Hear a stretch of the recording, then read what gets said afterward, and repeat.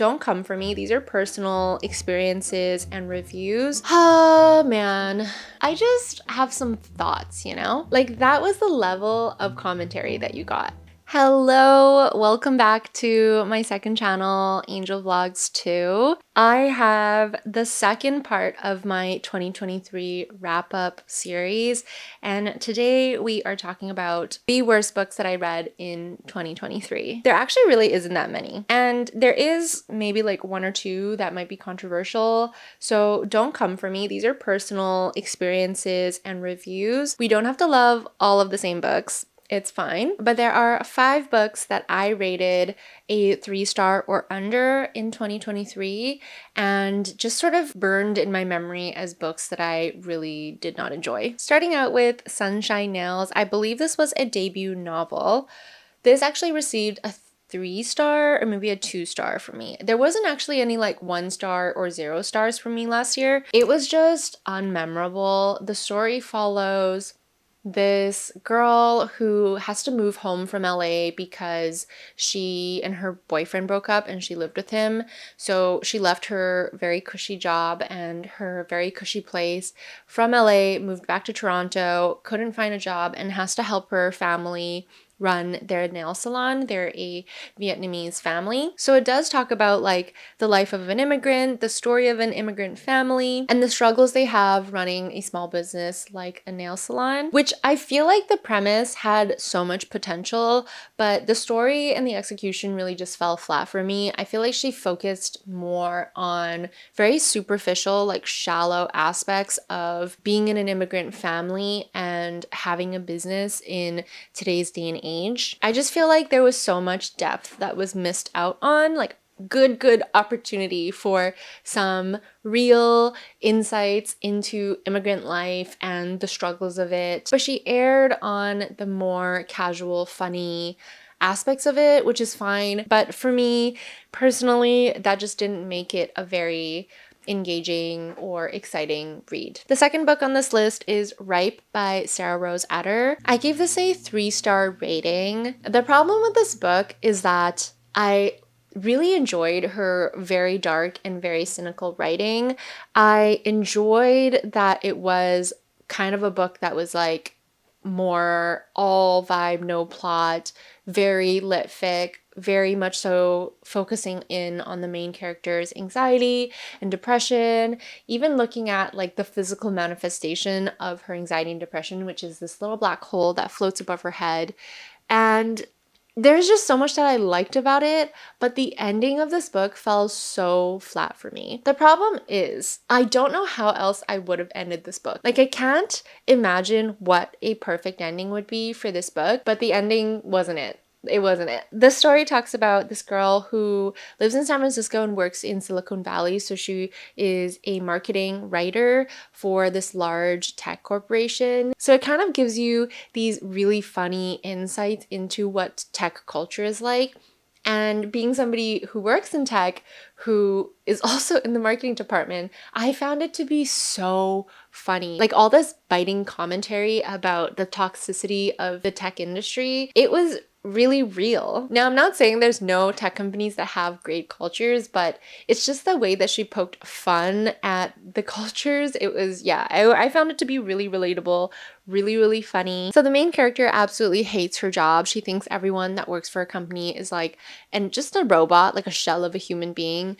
And they also feel numb and don't love the company that they work for and don't believe in like the mission and vision statement of the company, but are all there to make a buck and like make a living. She also hates San Francisco because there's just so many like daily horrors and such a stark difference between the wealthy people and how they live and the people who literally can't afford a home, so they're pushed onto the streets. So pretty much there's like no area of her life that really brings her joy, which does not bode well for her depression and anxiety. She added this fun structure to the book where every kind of like major plot point, she would show you a picture of the black hole getting bigger. So like the first time you see it, you almost wonder what it is. It's like just a small little dot in the middle of the page.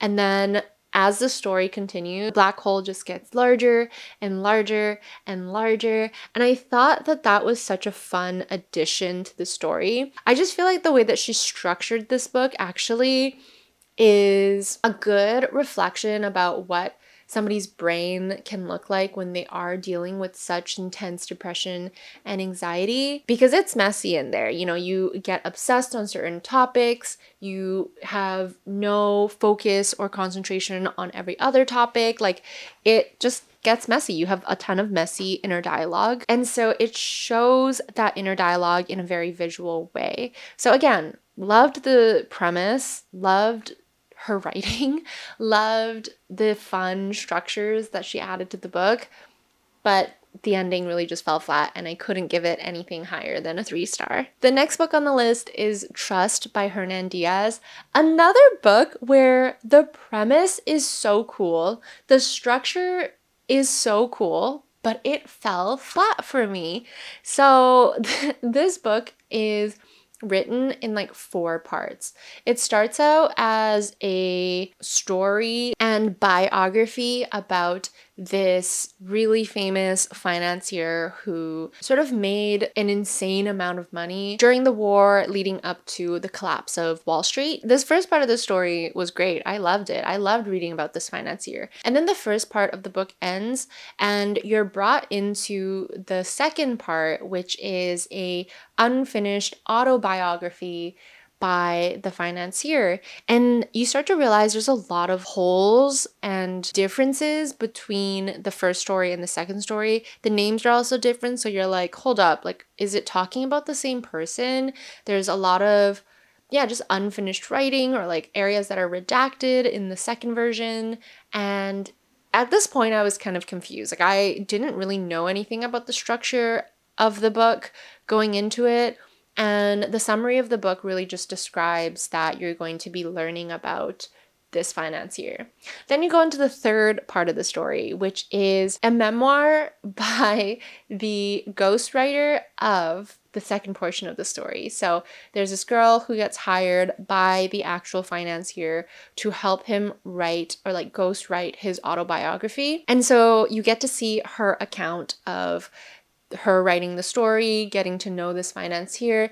And so you're thinking to yourself, like, okay, am I starting to get like more and more pieces about what actually happens? You know, is the first story accurate? How much of it is accurate? How much of his unfinished autobiography is accurate? Can we even believe him and his words? And then finally, you get to the fourth part, which is actually a private journal from his wife. This sort of reveals all the pieces that were missing from the first 3 parts of the story, and it ties everything together. So cool, right? Like, the premise is so freaking cool. My issue is that it was confusing. Like, as a reader who knew nothing about the book going in, it was super confusing to like move through these different acts. It was also a little bit too long. By the time I got close to the end of like the memoir by the ghostwriter, I was just getting bored of the story, so that when it finally reached time to learn the truth in the diary of the wife, like the last part of the story, I just didn't care anymore. Like, the shocking aspects weren't shocking to me, the story wasn't interesting to me, and I was really just pushing through to finish the book. I just think the execution did not live up to what I had hoped it would be, and so Trust by Hernan Diaz, even though it was a freaking Pulitzer winner, did not like it. Did not love it. The fourth book on this list is Off the Air by Christina Estes. Christina Estes, the author, is actually an Emmy Award-winning reporter, and she writes about the character Jolene Garcia, who is also a reporter working in the media industry looking to win her first award. Jolene is currently just covering general assignments, so anything she can get her hands on. But when a super famous reporter in the town dies, she fights tooth and nail to try to get the exclusive on this piece. What I enjoyed in this book was the inner look into like the reporting industry, the media industry, what it's like, and how cutthroat and judgy and catty it can be. There was also a fun sense of mystery in this book as you're trying to figure out what happened to the reporter that had passed away. So being in Jolene's shoes as she investigates this case is actually quite fun. But I will say, I do think the story dragged on a tad too long, and by the end of the book, I had gotten really bored of the story. I feel like also the climax of the story just wasn't exciting enough to actually keep me engaged. So when the climax happened, I felt like, I was just rushing to finish the book after the climax, especially since the climax was kind of disappointing. So this book got a 3-star rating for me. I probably would read more about people who work in the media industry, but this story just didn't cut it for me. The last book on this list is the quote-unquote controversial one, because the general consensus I seem to be getting online about this book is that people love it, which is so interesting to me. The book is Yellowface by R.F. Kuang. Oh man, I just have some thoughts, you know? First off, I would like to acknowledge that I do understand that Rebecca Kuang's intention in this book wasn't for you to like the characters or like her actions. She's like an unreliable narrator. She is vapid. She is annoying. She makes some really poor, immoral choices in this book. And that's not why I didn't like it, because I enjoy books like that. The reason I did not like it is because I think the book didn't live up to its potential. Yellowface talks about a white author who steals the manuscript of this best-selling Asian author who is her quote-unquote friend, and edits and releases the manuscript under her own name. So the book talks about the backlash that she receives writing about a topic as a white author that has to do with Asian American veterans and their stories. So you get to follow the author as she goes on book tours, and people are confused why it's like a white author representing the story, and she goes into Asian communities to talk about the book. And she essentially just starts like spiraling because she just feels so much guilt, right? Like she not only stole this manuscript, but like, oh yeah, what I forgot to mention is that the author that she stole it from dies in the beginning of the book. And when she died, instead of doing something to honor her, she stole her manuscript and published it. So she's feeling immense amounts of guilt for stealing a dead person's manuscript, publishing that manuscript, and then the book coming out as like a bestseller. As she's spiraling, she starts to get messages from the dead author, and she freaks out. She's like, what the fuck is going on? You're dead. Like, how are you taunting me? How are you messaging me? And she really just starts to like lose her head over all of this, because she thinks that any day now people will find her out, or she's gonna get like murdered by the ghost of this author or something. Again, premise is fun, I guess. I really did enjoy reading about the publishing industry and kind of knowing more about that. What I didn't like about the book is that I felt like it only really scratched the surface of racism against Asian authors in the publishing industry. And it's funny because so many of the reviews are like, this is such strong, biting commentary about racism and BIPOC author communities, which I think it should be, right? Like, that was the purpose of this book. But it really just talked about like the most stereotypical microaggressions or showings of racism. Like, she could have delved in and really gave us the nitty-gritty, but what she relied on was like this white author saying stuff like, oh, Chinese food smells so bad and it's so greasy. Like, that was the level of commentary that you got. And a lot of it was just her being like, woe is me, why can't I talk about stories that belong to another culture? I don't know, it just felt so shallow. Like, the whole book felt so shallow to me, and it just felt like such a letdown, because she has created this platform to address a very real issue in an industry, and to create an engaging story around it that will also really truly shed a light on what's going on.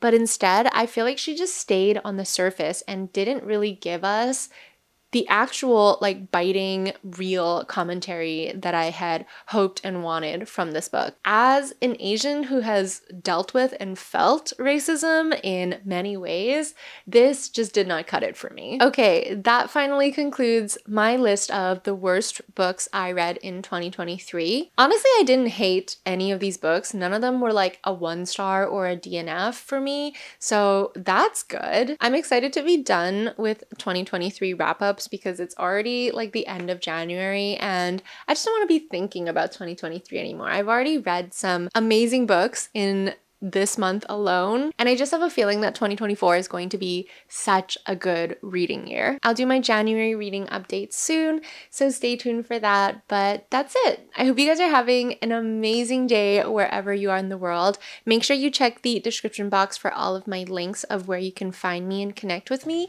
and I will see you in my next video. Bye!